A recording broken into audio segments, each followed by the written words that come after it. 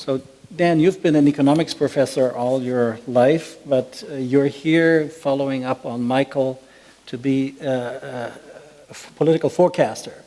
Is Trump going to do any damage to anything, or is the nationalist bizarreness train going to stop in the United States in a few days from now? In 11 days, I don't know. I pray. This is the first election I've ever lost sleep on in the 14 I voted in. I've been following elections since 1952 when I was 9. All this talk, I mean, I love the subject. All this talk is about economics, okay? And I think, there was a survey done by The Economist. I think 600 British economists filled it out. I don't know if you did. I did. I was right in the middle, which I guess is good. And I mean, people felt maybe it would cause a 3 to 5% short-term cut in British GDP, and maybe after a number of years, even less. I think that was the outcome of the median vote, which I was, in fact. That's not really very, very much. That's really not the issue. I insure myself against catastrophes. I don't insure myself against small losses. And what I worry about is this disintegration of Europe that this implies, whether it goes further or not. You mentioned the 1920s with the League of Nations. 1930, the U.S. passed the Smoot-Hawley tariff, which caused a tremendous decline in world demand and was one of the precipitating factors of the Great Depression, as we know. And that's what really worries me about that. I mean, I can see, for example, if Trump gets elected, which I don't think will happen, but, it's an uncertain event, if he's serious about what he's been saying in the campaign and says, we're going to abrogate treaties, which is not so easy to do despite what he said, that's going to be an additional negative pull on worldwide aggregate demand. And so if that really happens, and if the Brexit goes the way I expect it to, namely it doesn't reconstitute bilaterally what's happened in the EU, you're going to have a large negative shock to aggregate demand. And you hinted at this earlier. I think that'll cause a substantial worldwide recession, which is absolutely avoidable if we didn't do that. This is what really scares me, that kind of large loss. If Hillary gets elected, I'm an optimist. I mean, her policies before she faced my classmate Bernie Sanders were perfectly reasonable. He went to Chicago just like I did. He was the head of the left-wing student socialist organization at the time. And you? I'm a middle-of-the-roader. You're middle of the road. Absolutely middle-of-the-roader on everything, okay? The old line about... This from a man who's also written an important book on beauty, which I could... There's an old line about middle-of-the-roaders. They get run over by cars going in both directions, okay, which is exactly what happens. If Hillary gets elected, I like to think that she might be able to negotiate a grand compromise on trade and immigration, because the Republicans want more free trade. They want the TPP, and the Democrats want a reform of the immigration laws. There is a compromise there waiting to happen, and if that goes through, I like to think that would be actually a positive offset to the worldwide decline in demand because of the upsetting of trade relations with the UK. That's an optimistic outcome, but there's a wide range of possible outcomes. But again, all of those are really minor. The economics, 7% decline in GDP, it's horrendous, but in the end, the countries we're talking about are rich countries, and I don't think that's really the major issue. So I love talking with you because usually I'm considered the pessimist, and that invariably that makes me the optimist. Question. Let's move a step back from Brexit since you opened the lens to global trade. And this week we heard, sort of in line with Michael's theme, that the Europeans aren't really capable of dealing with global affairs, that the little Wallonians really screwed things up. I wonder though, because we have had, and this is a question with regard to you're saying Hillary can arrange for a compromise, my thesis would be that perhaps the age when US interests shape globalization's trade deals is over because Washington is too captured by corporations through campaign finance and so on.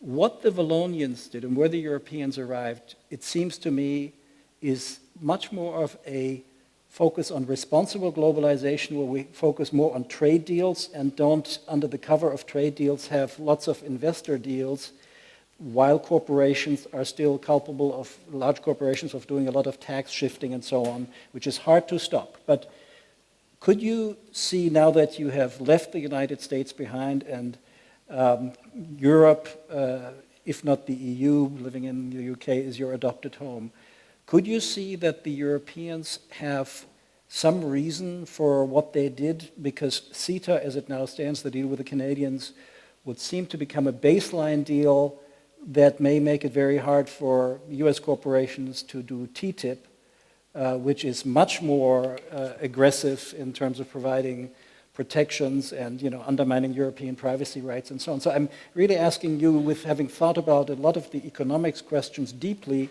and having experience in the United States, whether, quite surprisingly, the Europeans might not be the better guardians, even though it's a very convoluted process by which they arrive at deals. First, let me clarify. I live part year in the UK. I live mostly in America, and I am an American citizen. I was not able to get European citizenship. I would love to have a red passport, but I can't get one, darn it. To answer the question, you know, you may well be right about essentially a decline in the U.S. ability to influence world trade patterns and the conducting of international trade negotiations. But I can't see how Brexit, if this happens, is going to make the Europeans' ability to do these things any stronger. In fact, quite frankly, it's going to make for more bilateral negotiations. And, you know, figure it out. I mean, if the whole thing were to disappear, we're talking about 2 to the 27th power individual negotiations that take place. That's a very big number. And I just think that the Brexit will not help Europe's ability to regulate international trade. And if the U.S. is smart, which, you know, may be a long shot bet, but if the U.S. is smart, I think we, I'll underline the word we, I'm a nationalist, can continue to do what is right by the world to make things better for everybody. There's a saying in Germany from the peace movement originally, imagine it's war and nobody joins. I sometimes wonder, with refugees, terrorism, you know, weak economy, uncertain job prospects and so on in Europe, imagine the Brits pull Article 50 and the Europeans are basically saying, we've got a lot of other priorities. I mean, President Obama already said, join the queue. So in that sense, the Brits do Brexit and nobody worries much about dealing with them. And, you know, there's a famous American saying, run out the clock. Wouldn't that be an option? Well, it would very much be an option. Look, quite frankly, when the Brexit vote was being discussed in the U.S. before the vote took place, nobody paid it any attention, nobody cared. And I can assure you right now, with the focus on the presidential election and what will happen afterwards, regardless of who wins, nobody's paying any attention at all. It's just not an issue. I wanted to say a few things about the larger issue. I mentioned the possibility of really large losses of the world economy, which I think is not likely, but I worry more about large things than small. I worry about the disintegration of Europe, which was one of the popes, was it John Paul II, who said, jamais plus la guerre? I think it was John Paul II.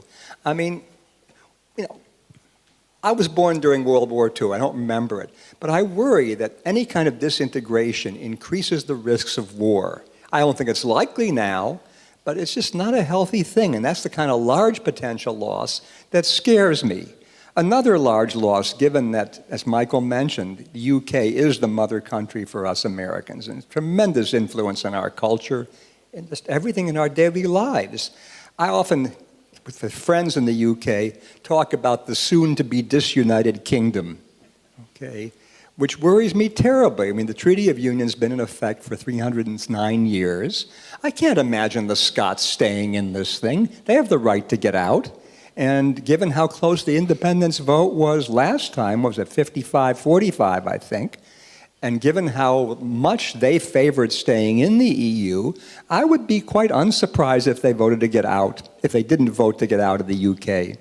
And that's scary as can be, because it makes, well, it's just like the UK pulling out of the EU. It makes the whole thing weaker, and that would make England and Wales, and if Northern Ireland stays in them too, weaker. Do you know how the Treaty of the Union came about? Oh, yes. It's a long story. But the short version is it was a debt bailout, and some people are saying no matter what the aspirations of the very proud and very smart Scottish people are today, and I spent the summer in Edinburgh for a good while at the Fringe Festival, that they just don't have the balance sheet with oil down and so on, and depending on large transfers and so on, that they just can't wing it economically. But we have seen that even though economic things go against doing a decision like that, people will still take decisions that make themselves economically worse off, which the Scots could do also, since the British as a whole showed that people do that. I've always thought with the Scottish Enlightenment that the Germans would be very much in favor of that, because I think German-British history would have gone a different way if the Scots had had the upper hand in the United Kingdom, because the values seem to be more aligned compared to the trading, merchandising London set. But that's an aside.